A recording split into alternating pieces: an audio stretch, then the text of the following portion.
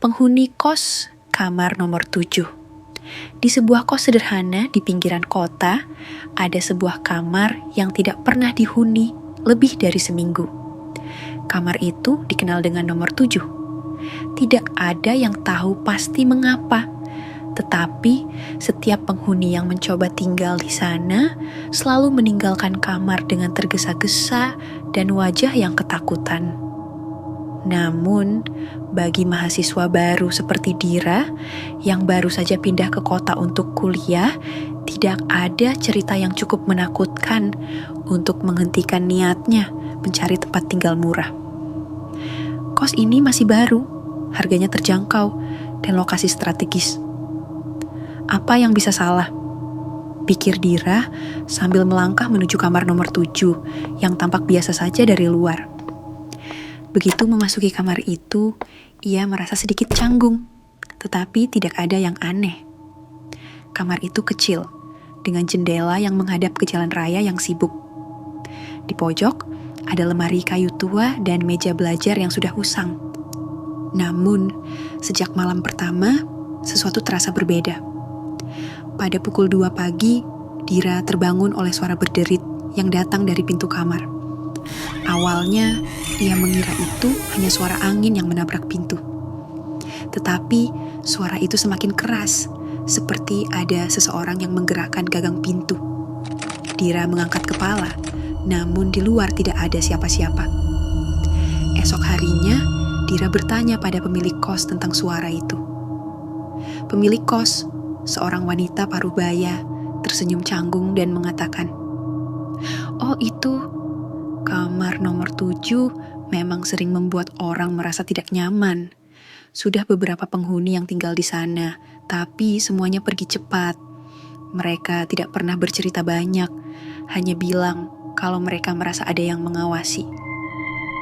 Dira merasa sedikit terintimidasi, tetapi ia mengabaikan perasaan itu dan mencoba untuk tetap tenang. Namun, malam berikutnya, hal yang lebih menakutkan terjadi.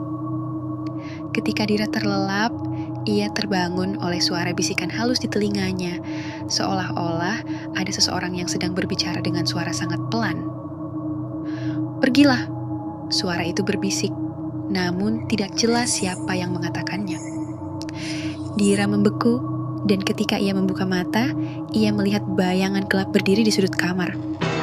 Bayangan itu tidak bergerak, hanya menatapnya dengan tatapan kosong. Dira menutup mata, berharap itu hanya halusinasi. Namun, begitu ia membuka mata lagi, bayangan itu sudah mendekat.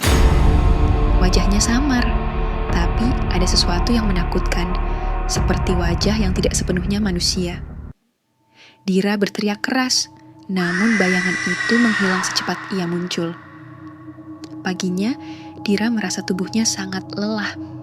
Ia mencoba untuk berpikir rasional, namun setiap kali ia menatap ke arah kamar nomor 7, rasa takut itu kembali datang. Terkadang, ia mendengar suara langkah kaki yang mengikuti dari belakang.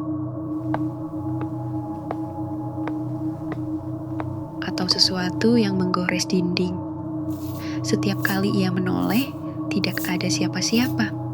Hari-hari berlalu, dan Dira semakin terisolasi. Ia mulai mendengar suara-suara aneh lainnya. Suara pintu kamar yang dibuka dan ditutup dengan sendirinya. Benda-benda yang bergerak tanpa alasan, serta suara langkah kaki yang berjalan di koridor tengah malam. Akhirnya, setelah seminggu yang penuh dengan kejadian aneh, Dira tidak mampu bertahan lagi.